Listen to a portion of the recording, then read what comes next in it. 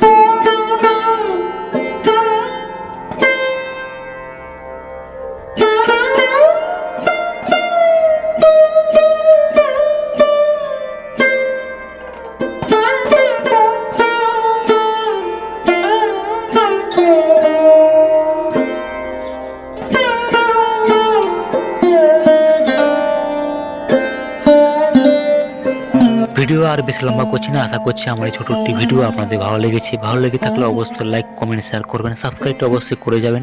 দেখা হচ্ছে পরবর্তী অন্য কোনো নতুন ভিডিওতে। পুরো ভিডিও দেখার জন্য সবাইকে অসংখ্য অসংখ্য ধন্যবাদ। আপনারা ভালো থাকবেন, সুস্থ থাকবেন।